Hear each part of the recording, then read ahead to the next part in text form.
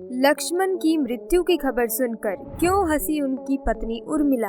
दोस्तों जय श्री राम, स्वागत है आप सभी का एक बार फिर से हमारे चैनल पर। दोस्तों हम सब रामायण की कहानी जानते हैं, लेकिन उसमें कुछ किरदार ऐसे भी थे जिनके बारे में हम ज्यादा कुछ जानते नहीं हैं। ऐसा ही किरदार है उर्मिला का। आज हम आपको उर्मिला से जुड़ी एक कहानी बताने वाले हैं जिसे हमने रामायण से लिया है। तो आइए ध्यान से सुनते हुए वीडियो को पूरा देखते हैं। मित्रों आपको तो पता ही है कि रामायण काल में भगवान श्री राम को 14 वर्ष का वनवास हुआ।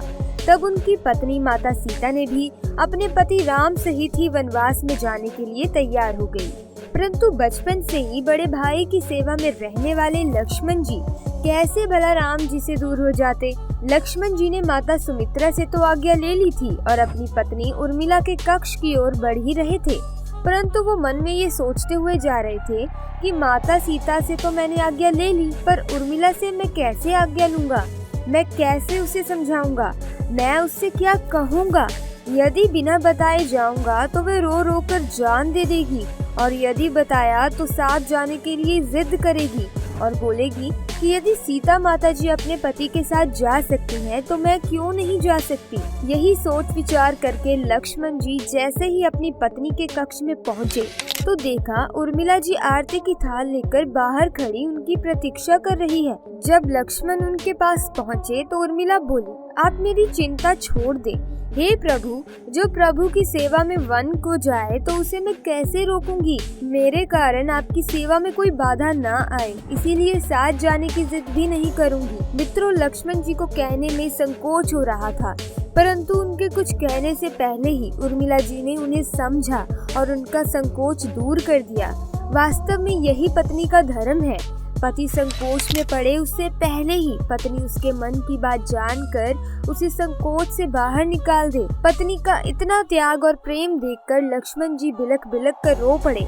कल उर्मिला जी ने एक दीपक जलाया और विनती की कि हे मेरे नाथ, इस आस को कभी बुझने नहीं देना। लक्ष्मण जी तो वहाँ से चले गए, लेकिन 14 वर्ष तक उर्मिला एक तपस्विनी की भांति कठोर तप करती रही। वन में भैया भाभी की सेवा में लक्ष्मण जी कभी सोए नहीं, परंतु उर्मिला ने कभी भी अपने महलों के द्वार बंद नहीं किए। वे सारी रात जागकर उस दीपक की लौ को बुझने नहीं देती थी। मेघनाद से युद्ध करते हुए जब लक्ष्मण जी को बाण लग जाता है और हनुमान जी उनके लिए संजीवनी बूटी लेने गए थे, तो उधर से जब पहाड़ लेकर लौट रहे थे तो बीच में उन्हें अयोध्या से होकर गुजरना था। भरत जी ने उन्हें राक्षस समझकर उन पर बाण चला दिया और हनुमान जी नीचे गिर गए।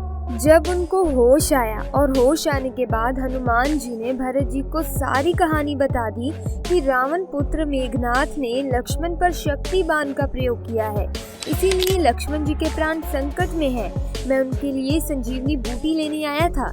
जब ये बात माता कौशल्या ने सुनी तब उन्होंने कहा, हे हनुमान, राम से जाकर कहना लक्ष्मण के बिना अयोध्या में पैर भी मत रखे, राम वन में ही रहे। राम से कहना कोई बात नहीं, अभी मेरा दूसरा पुत्र शत्रुघ्न मेरे पास है, मैं उसे भी वन में भेज दूंगी। ये मेरे दोनों पुत्र राम की सेवा के लिए ही तो जन्मे हैं। माताओं का ऐसा प्रेम देखकर हनुमान जी की आंखों में आंसू रुक नहीं रहे थे, परंतु जब उन्होंने उर्मिला जी को देखा तो वे सोचने लगे, ये क्यों एकदम शांत और प्रसन्न खड़ी हैं? क्या इन्हें अपने पति के प्राणों की कोई चिंता नहीं है? वास्तव में जब उर्मिला जी ने सुना कि उनके पति के प्राण संकट में हैं, तो वे खड़ी होकर हंस रही थी। तब हनुमान जी ने पूछा कि हे देवी, आपकी प्रसन्नता का कारण क्या है? आपके पति के प्राण संकट में हैं। सूर्य उदय होते ही सूर्य कुल का दीपक बुझ जाएगा। उर्मिला जी कहने लगी, हे हनुमान, मुझे भला किस बात की चिंता? मैं क्यों चिंता करूं? मेरा दीपक अभी संकट में नहीं है। मेरे पति संकट में कैसे हो सकते हैं जब मेरा दीपक बुझ नहीं सकता? मैं इस दीपक को बुझने नहीं दूंगी। अब रही सूर्य उदय की बात, तो आप चाहे कुछ दिन अयोध्या में विश्राम कर लीजिए, क्योंकि आपके वहां पहुंचे बिना सूर्य उदय हो ही नहीं सकता।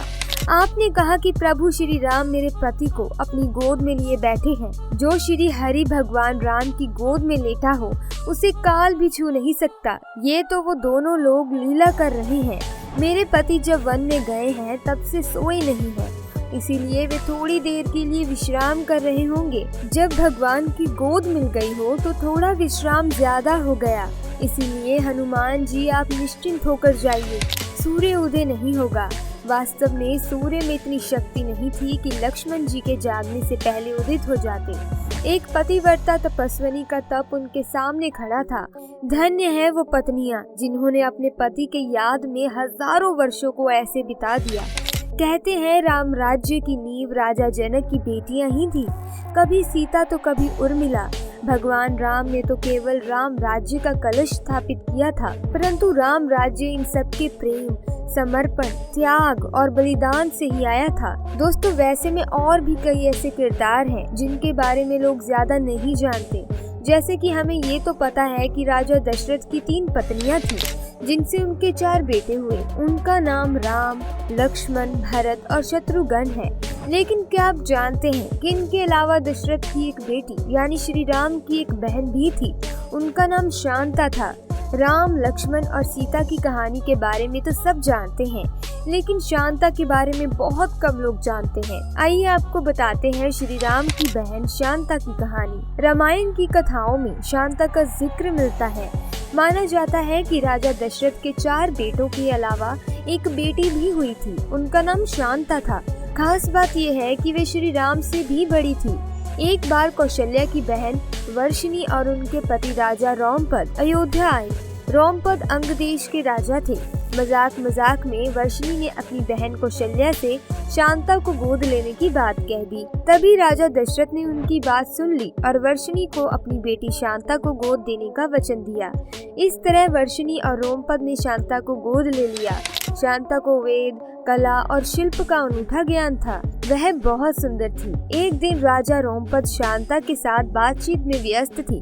तभी एक ब्राह्मण मानसून के दिनों में राजा से खेती में मदद मांगने आया।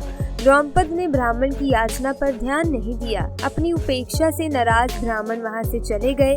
वर्षा के देव इंद्रदेव भी अपने भक्त के इस अपमान से नाराज हो गए। इसीलिए मानसून के मौसम में वहां बहुत कम वर्षा होती थी। सूखा पड़ने से वहां हाहाकार मच गया। इस समस्या से मुक्ति पाने के लिए रोमपद ऋषि श्रृंग के पास गए। रोमपद ऋषि श्रृंग से यज्ञ करने की विनती करते हैं। ऋषि श्रृंग के कहने अनुसार यज्ञ किया जाता है, जिसके बाद अंग देश में वर्षा होती है और सूखे की समस्या खत्म हो जाती है। इससे प्रसन्न होकर रोमपद ने अपनी पुत्री शांता का विवाह ऋषि श्रृंग से करवा दिया। भगवान राम की बहन शांता को कुछ लोग पूजते भी हैं। शांता के भारत में 2 मंदिर हैं। इनमें से एक हिमाचल प्रदेश में कुल्लू के पास एक पहाड़ी पर स्थित है, वहीं दूसरा मंदिर कर्नाटक के श्रृंगेरी में स्थित है।